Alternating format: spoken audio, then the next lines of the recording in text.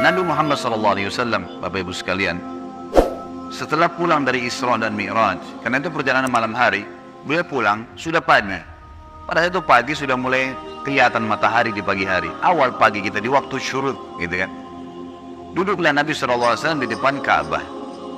Duduk depan Ka'bah, merenungi kejadian semalam ini, kejadian yang spektakuler, yang luar biasa. Duduk Nabi SAW merenungi lewat Firaunnya umat ini, Abu Jahal. Ini orang julukannya di Mekah Abul Hakam, orang yang bijaksana gitu. Dan pada saat itu dia raja di Mekah. Tapi Nabi SAW suruh kita panggil dia siapa? Abu Jahal. Jahal ini super goblok. Bukan cuma goblok, super goblok. Luar biasa. Kenapa dikatakan begitu? Orang Mekah bilang Abu Hakam, dia dikatakan Abu Jahal. Karena Abu Jahal ini sama Abu Sufyan itu setiap malam dengar Al-Quran yang Nabi baca di rumah Nabi SAW. Setiap malam datang dengar, mereka diam-diam. Misalnya ini tempat di sini rumah Nabi SAW, nanti Abu Jahal di sini, Abu Sufyan di sini, ada satu lagi temannya di belakang. Jadi mereka nggak saling tahu nih. Sampai pagi mereka dengar tuh ayat Al-Quran. Waktu mereka pulang, ketemu tiga-tiga. Lalu saling tanya, kenapa kalian sini? Kenapa kalian sini? Kenapa kamu sini? Kenapa kamu sini? Oh, saya dengarkan ayatnya yang Muhammad baca. Kata Abu Jahal, kita janjian nggak boleh terulang. Kalau masyarakat Mekah tahu kita dengar apa yang Muhammad baca, nanti beriman semua nih. Sepakat ya, sepakat ya, ada yang hilangi. Besok malam datang lagi tiga-tiganya. Karena mereka satu sama yang lain menyangka temannya nggak bakal datang. Penasarannya, ketemu lagi pagi, sepakat lagi, jangan ulangi ya. Hari ketiga ulangi lagi, datang lagi tiga-tiganya. Ini kejadian nyata dalam sebuah riwayat Bukhari disebutkan ini. Maka tiba-tiba saja setelah itu, saya lupa namanya satu orang tokoh Quraisy itu yang bilang sama Abu Sufyan, wahai Abu Sufyan, bagaimana pendapatmu apa yang kau dengar dari Muhammad? Kata Abu Sufyan, yang saya tangkap, ini kita bukan anak-anak nih. Ini apa yang kita dengar 3 hari kita janjian tidak datang, tapi kita datang terus karena penasaran. Ini pasti ada sesuatu. Bagaimana pendapatmu? Kata Abu Sufyan, ada yang saya mengerti dan punya makna yang tinggi, bagus. Ada yang saya tidak mengerti, tapi saya yakin itu kebenaran. Kata yang satu ini, saya juga begitu. Saya yakin nih kebenaran. Kita tanya Abu Hakam, datangi rumahnya Abu Jahal. Wahai Abu Hakam, apa pendapatmu yang kau dengar 3 hari dari Muhammad? Apa Abu Jahal bilang apa? Demi Allah, kan orang Mekah makin kata demi Allah. Mereka tahu, mereka ikuti ajaran Nabi Ibrahim AS, cuma mereka musyrik. Mereka datangkan berhala, dijadikan perantara dengan Allah. Allah nggak mau tuh, gitu kan? Makanya bilang, demi Allah saya tahu Muhammad benar. Kata dia. Loh, kata Abu Sufyan, lalu kenapa kau tidak beriman? Kamu raja kami, kalau kau beriman, ini satu Mekah beriman semua nih. Apa kata dia? Ini fanatisme, kebodohan nih. Ini sebab julukan Abu Jahal keluar. Dia bilang, dari dulu sukunya Muhammad sama suku aku bersaing di Mekah. Mereka berikan makan minum jemaah haji, kami juga berikan makan minum jemaah haji. Mereka buat pasukan untuk membela Mekah, kami juga buat pasukan membela Mekah. Pokoknya apa yang mereka buat, kami buat. Sehari buat mereka, sehari buat kami. Jadi bersaing terus. Sekarang dari sukunya Muhammad keluar Nabi, sukuku tidak ada nabinya. Kalau aku beriman berarti sukuku kalah. Hanya itu, fanatisme kebodohan gitu. Dia bilang, maka itu saya tidak akan beriman sama Muhammad. Gara-gara perkataan dia itu, Abu Sufyan dan ini juga ikut-ikutan nih. Satu Mekah semua nggak mau. Tentu Abu Sufyan nanti ini masuk Islam setelah masuk kota Mekah ya. Tapi pada saat itu tidak mau juga. Baiklah, ini sebab julukan keluar Abu Jahal. Lewat nih Abu Jahal. Lalu dia lihat Nabi SAW lagi merenungi, kayak ada sesuatu lagi difikirin. Dia bilang, wahai Muhammad, kalau bahasa kita ginilah, bahasa sederhana riwayat itu, kenapa kau melongo-longo seperti ini? Kok kamu kayak orang bingung, ada apa? Nabi SAW dengan polosnya ceritain, semalam, ini yang diceritain kepada Abu Jahal nih. Ini yang paling benci sama Islam. Kata Nabi SAW, semalam datang kepada saya malaikat bernama Jibril. Jibril datang membawa burak. Burak itu kuda bersayap.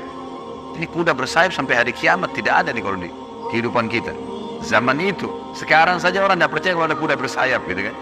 Apalagi zaman kuda bersayap, terbang. Saya naik di atasnya terbang. Dimanapun matanya lihat sebuah tempat, kakinya sudah di sana. Lalu saya tiba di Palestina. Turun di Masjid Aqsa, saya sholat. Saya imami para nabi-nabi. Nabi-nabi ini 120.000 orang. Bagaimana bisa? Allahu a'lam. Nabi sampaikan, saya imam. Lalu kemudian saya naik di atas burak, saya mi'raj ke langit. Di langit pertama ketemu dengan Adam, langit kedua ketemu dengan Nabi yang bersaudara sepupu, Isa dan Yahya. Langit ketiga ketemu dengan Idris, langit keempat ketemu dengan Yusuf, langit kelima ketemu dengan Harun, keenam Musa, ketujuh Ibrahim alaihissalam. Tentu kisah Isra Mi'raj panjang ya, karena perjalanan antara Mekah ke Palestina itu selama perjalanan Nabi SAW diperlihatkan tentang jenis-jenis azab kubur. Saya nggak ceritain di sini. Yang jelas Nabi SAW ceritain semua tuh, apapun yang terjadi, saya ringkaskan saja. Kemudian, waktu Mi'raj ke langit, Nabi SAW ketemu dengan Nabi-Nabi ini lalu ngobrol. Sempat ngobrol sama Adam, ngobrol sama Yahya dan Isa, ngobrol sama Yusuf, sama Idris, sama Harun, sama Musa, sama Ibrahim AS. Tapi yang masyhur riwayat adalah Nabi SAW banyak berbicara dengan Musa. Pada saat menerima waktu 50 waktu sholat, beliau turun. Di langit ketujuh Ibrahim tidak ngomong, langit keenam Musa tahan. Lalu bertanya, berapa yang diperintahkan umatmu hai Muhammad? Berapa yang Allah perintahkan? Kata Nabi SAW, 50 waktu sholat. Minta keringanan, umatmu tidak bisa. Lalu kemudian Nabi SAW kembali. Minta diringankan 5, jadi sisa 45. Ditahan lagi sama Musa. Musa berkata, berapa hai Muhammad? Kata Nabi SAW, 45. Masih berat, minta ringankan. Terus saja Musa AS menahan Nabi SAW 5 sampai sisa 5 nih. Yang kayak kita kerjain sekarang. Itu pun Musa masih bilang minta keringanan. Bayangkan Bapak Ibu sekarang kalau 50 waktu sholat per 15 menit azan. Siap nggak? Ini aja 5 waktu sholat sudah ngos-ngosan gitu. Safnya kadang-kadang sholatnya cuma imam sama muazzinnya saja gitu. Yang jelas Nabi Musa AS seperti itulah kisahnya. Sampai sisa 5 lalu Nabi SAW mengatakan, saya sudah malu dengan Tuhanku. Bolak-balik terus gitu kan. Maka terdengar suara dari langit, Allah berfirman, hai Muhammad, dia 5 waktu sholat tapi pahalanya 50 waktu sholat. Karena setiap umat Muhammad SAW kalau berbuat satu kebaikan dilipat gandakan 10 kali lipat. Ringkas cerita adalah Nabi SAW mengatakan, saya balik ke Mekah, saya balik ke Palestina, lalu balik ke Mekah. Tentu kisah ini cuma pendek yang saya sampaikan. Kisahnya ini mungkin 10-20 kali lipat lebih panjang daripada ini, karena panjang lebar. Yang jelas Abu Jahal waktu dengar itu melongo, diam, lalu dia katakan waktu sudah selesai, hai Muhammad, kau menempuh perjalanan Mekah Palestina yang kami tempuh dengan kecepatan kuda terbaik kami sebulan, pulang juga sebulan, 2 bulan dalam 1 malam. Kata Nabi SAW dengan penuh keyakinan, iya. Abu Jahal dengan semangat mengatakan, hai Muhammad, kau mau ceritain enggak ke orang Mekah kalau saya kumpulin mereka? Kata Nabi SAW, iya. Nah, emang mesti diceritain kan? Bagi Abu Jahal ini gila nih, nggak masuk di akal udah. Kuda terbang, bersayap, pergi ke Palestina perjalanan sebulan. Sama kalau kita sekarang di masjid ini ada yang bilang, tadi Bapak Ibu sekalian saya jam 8 pagi take off dari Jakarta ke Jeddah, sekarang sudah tiba lagi dari Jeddah. Percaya nggak kira-kira? 9 jam pergi, 9 jam pulang. Ada pesawat loh ya. Bagaimana zaman dulu? 9 pergi, 9 pulang 1 malam, bayangkan. Dan ini juga sebuah pelajaran Bapak Ibu sekalian. Tidak gampang menjadi sahabat Nabi. Bapak Ibu harus bersyukur. Saya sangat bersyukur kita lahir sekarang. Betul sahabat punya fadilah. Tapi kalau kita hidup zaman dulu, kita bisa seperti Abu Jahal. Susah jadi seperti Abu Bakar. Nggak gampang. Ada orang di kampung padang pasir, buta huruf, ngaku Nabi. Coba, beriman nggak kira-kira? Kita sekarang sudah lahir, orang tua kita sudah muslim, Quran sudah lengkap, masjid banyak dai-dai bisa nyampein dalam bahasa kita. Kalau zaman dulu, berat sekali itu. Baiklah, Abu Jahal bilang, wahai Muhammad, kau mau ceritain? Kata Nabi SAW, iya. Dipegang tangan Nabi SAW oleh Abu Jahal, dibawa ke sebuah bukit namanya Bukit Abi Kubais. Bukit ini Bapak Ibu sekalian, dulu di zaman itu ada di sebelahnya Safa dan Marwah. Ini khusus untuk iklan saja. Orang naik ke atas dan yang boleh naik cuma budak. Ada satu budak ditugasin, dia cuma dia. Yang lain nggak boleh naik. Kalau naik dipenggal nih, nggak boleh. Ini khusus berita penting. Seperti kalau ada yang mau serang di Mekah, atau ada kepala suku yang mati, ada anak kepala suku yang lahir, seperti itulah. Abu Jahal naik ke atas Bukit Abi Kubais bersama Nabi SAW. Waktu orang-orang lihat ada 2 orang. Pertama kali dalam sejarah Mekah, Bukit Abi Kubais dinaiki oleh 2 orang. Dan mereka kaget, di atasnya raja mereka Abu Jahal. Dan yang satu adalah Nabi Muhammad SAW, orang terpercaya Mekah. Ini ada apa nih? Maka orang-orang kafir kumpul karena Abu Jahal, orang-orang beriman kumpul karena Nabi Muhammad SAW. Waktu mereka sudah kumpul, Abu Jahal bilang, wahai masyarakat Mekah, dengarkan baik-baik apa yang Muhammad mau sampaikan. Ini kalau Abu Jahal niatnya baik, mau nyampein dakwah, luar biasa pahalanya kalau dia masuk Islam. Masalahnya tidak, dia mau mempermalukan Nabi SAW. Niatnya itu. Maka dia bilang, silakan hai Muhammad. Nabi SAW ceritakan dengan polosnya. Datang Jibril, burak, kuda terbang, Palestina, sholat, dan sampai selesai. Lengkap, panjang lebar. Allahu a'lam berapa jam waktu itu. Dia langsung sampaikan. Sampai selesai semua, apa yang terjadi? Orang-orang Mekah yang kafir, Bapak Ibu sekalian, bertambah kufur. Ini Muhammad gila nih. Mekah, Palestina, pulang pergi 2 bulan, 1 malam. 1 malam, dan ini bukan 1 malam, setengah malam, gitu kan. Pulang pergi. Ini nggak masuk di akal. Ini baru ke sana saja nggak percaya. Apalagi naik ke langit, ketemu, udah panjang ceritanya. Belum lagi cerita tentang surga dan neraka, diperlihatkan adab-adab kubur. Tapi ya sudah. Waktu itu yang sudah beriman pun di kalangan sahabat, benar nggak ya? Tapi ini Nabi, nggak mungkin salah. Mereka sempat bimbang. Abu Jahal turun dari bukit Abi Qubais sambil ketawa, senyum. Sambil dia ngomong, ada sahabat rupanya yang ngikutin. Tahu nih Abu Jahal tadi ajak Nabi nih, diikutin. Dia bilang, sekarang agamanya Muhammad sudah habis. Dia pergi ke Darun Nadwa, tempat kumpulnya orang-orang Quraisy, lalu dia teriak. Dia bilang, hai Quraisy, berita gembira. Apa itu Abu Hakam? Agamanya Muhammad sudah habis. Udah nggak ada lagi agamanya. Kata mereka, memang kenapa? Apa kata Abu Jahal? Muhammad mengarang cerita dusta. Katanya begini. Abu Jahal ini tidak sadar sedang nyebarin berita apa? Isra dan Mi'raj. Dia lengkap, dia sampaikan ke orang semua ini. Datang malaikat namanya Jibril, datang burak, terbang ini, semua lengkap. Adab-adab tidurnya disebutin sama dia. Semua lengkap disebarin. Lalu orang-orang Quraisy diam semua. Mau bilang apa nih rajanya, dan mereka juga memang masih belum beriman kepada Nabi SAW. Lalu kata Abu Jahal, ada satu orang. Satu orang ini, kalau kalian berhasil menggoyahkan keyakinannya, habis benar agamanya Muhammad nih. Kata mereka, siapa itu? Kata Abu Jahal, Abu Bakar. Cari Abu Bakar. Abu Bakar ini Bapak Ibu sekalian, cirinya beliau radhiyallahu anhu, itu badannya kurus. Ya. Saking kurusnya kalau pakai sarung melorot terus. Lah iya, radhiyallahu anhu. Tapi yang perlu digarisbawahi, Islam bukan melihat kekarnya fisik, tapi kekarnya iman dalam hati. Allah bilang Allah bilang halal, Allah bilang haram. Perintah dikerjakan, larangan ditinggalkan. Itu konsep dasarnya, gitu kan. Abu Bakar ini ditahu tentang masalah keyakinannya sampai apa kata Nabi SAW. La uzina iman Abi Bakar fi kiffah, wa uzina iman hadir ummah fi kiffah, la rajah iman Abi Bakar. Kalau keyakinannya dan imannya Abu Bakar ditimbang di satu timbangan, dan keyakinannya serta keimannya seluruh umat ini, semua sahabat, semua tabi'in, semua yang sudah mati, yang masih hidup dan yang belum lahir, semua kita di sini juga termasuk. Ditimbang iman kita semua dibandingkan Abu Bakar, yang satu timbangan pasti lebih berat keyakinannya Abu Bakar. Kata Abdullah bin Mas'ud, sahabat Nabi radhiyallahu anhu yang mulia dengan ibadahnya yang luar biasa, kami tidak ada bedanya dengan Abu Bakar dari sisi ibadah. Karena Abu Bakar sholat, kami sholat. Abu Bakar puasa, kami puasa. Abu Bakar sedekah, kami sedekah. Abu Bakar ya jihad, kami jihad. Tapi kami tidak bisa menyaingi Abu Bakar dari sisi keyakinannya. Mustahil. Kalau Rasulullah sudah bilang kerjakan apapun konsekuensinya. Mau wajib, mau sunnah, nggak ada toleransi, nggak ada keraguan. Yang haram, nggak ada lagi. Haram, nggak ada ceritanya.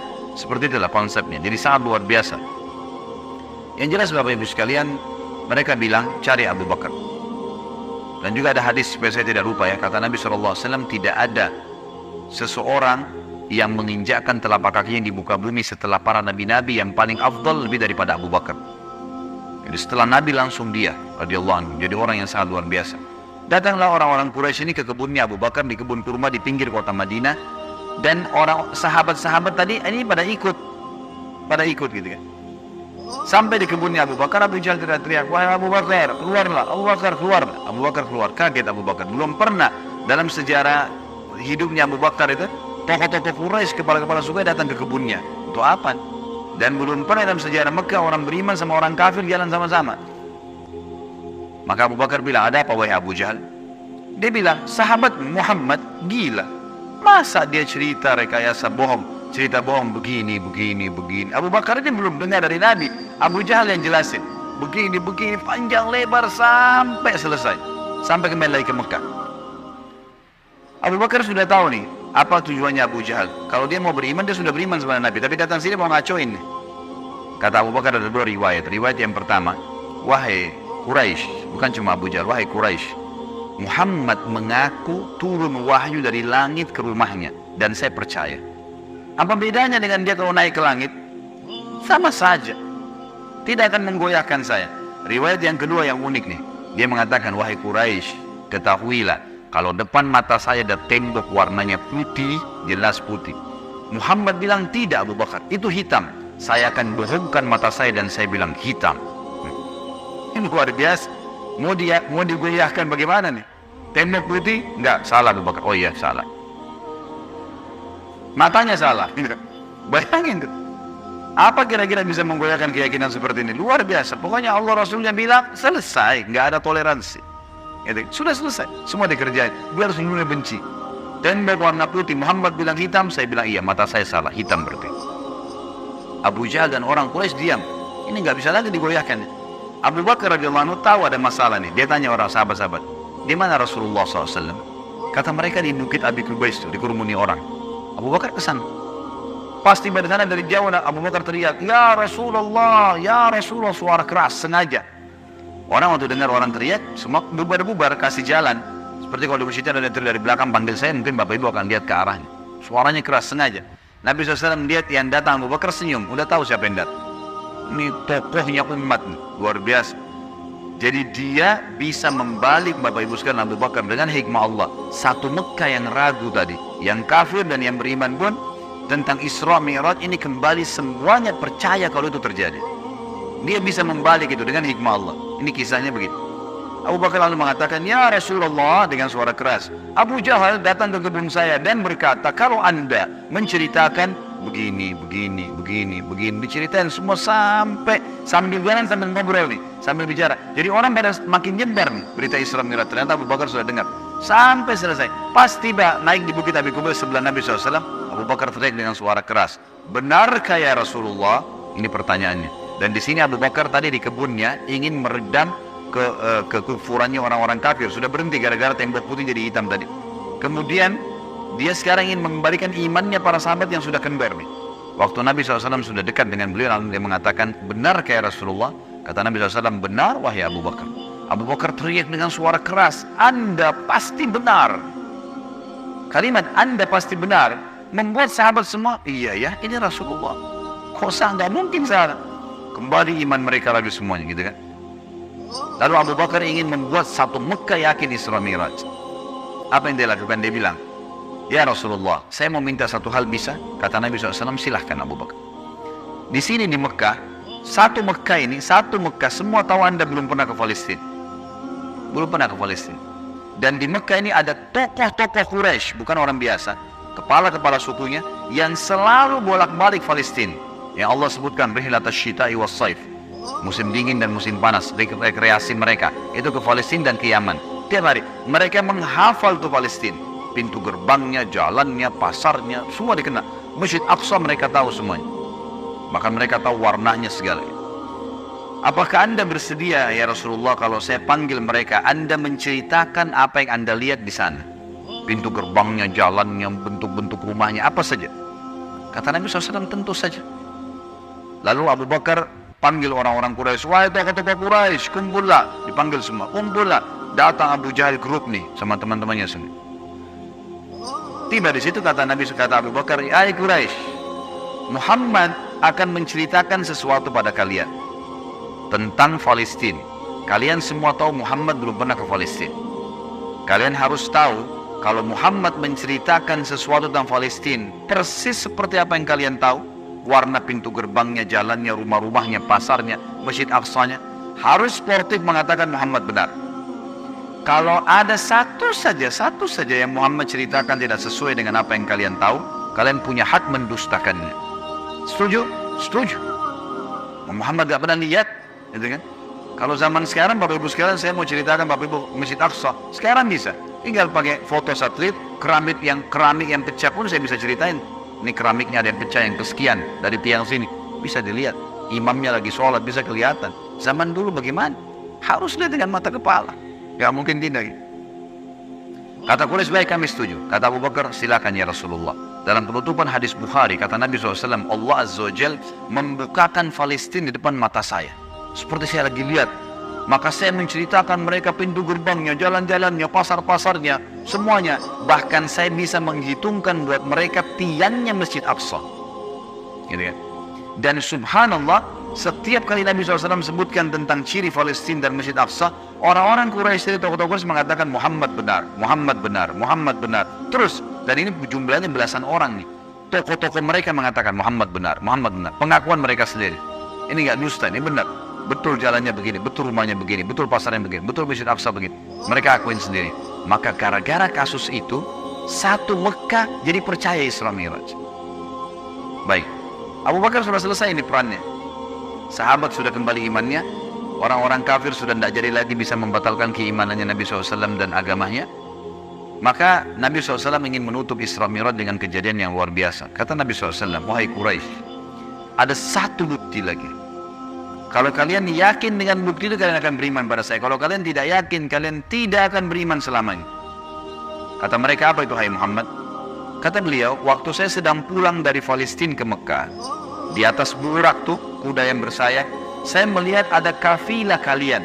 Kafilah ini 3 ekor unta ke atas, sedang jalan. Jumlahnya sekian belas unta, di atasnya ada fulan, fulan, fulan, orang-orang Quraisy, fulan, fulan. Dan unta yang paling depan, unta berwarna putih, di lehernya ada kain warna merah. Di tengah-tengah lembah, mereka sempat kehilangan unta, dan saya lihat unta mereka. Lalu saya teriak, wahai Quraisy, unta kalian di lembah fulan.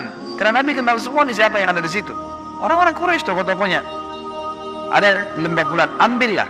Maka mereka mengikuti suara saya dan mereka menemukan unta mereka. Kafilah itu 2 hari lagi sampai di Mekah. Tanya pada mereka. Ini detail sekali nih. Kalau sekarang orang dari Bandung ke Jakarta, saya mau tahu mobilnya di mana, saya bisa ikutin. Sebentar deh. Ada kamera, ada satelit, canggih. Zaman dulu bagaimana caranya ceritain, kecuali kalau lihat dengan mata kepala. Ini bukti real. Setelah 2 hari Bapak Ibu sekalian, satu kota Mekah, perempuannya, laki-lakinya, orang tua, anak-anak yang kafir, yang beriman, semua kumpul di pintu gerbang Mekah, namanya pintu Bani Syaibah, suku Syaibah. Mereka kumpul semua, mereka nunggu nih, benar tidak di kafilah nih? Ditunggu itu sudah heboh satu Mekah nih. Subhanallah, menjelang waktu duhur, lewat betul tuh kafilah. Persis seperti yang Nabi ceritain. Jumlah untanya, nama orang-orangnya, unta paling depan warna putih, di lehernya ada kain merah. Karena penasaran, orang-orang Quraisy di Mekah ini bilang, hai Quraisy dari kafilah, kalian dari mana? Kata mereka, kami dari Palestina. Lalu bertanya lagi orang Mekah nih, apakah kalian sempat kehilangan unta di tengah jalan? Mereka bilang iya. Lalu apa yang kalian lakukan? Pertanyaan bertubi-tubi nih.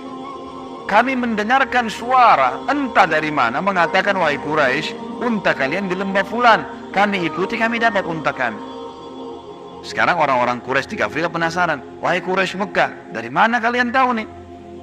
Belum satu orang pun di antara kami masuk ke Mekah. Belum ada Quraisy nih, kok bisa sudah sampai? Belum ada masuk. Mereka sepakat mengatakan dari Muhammad. Semua orang mengatakan dari Muhammad. Semenjak itu semuanya percaya Isra Mi'raj terjadi. Ini tanda-tanda yang luar biasa.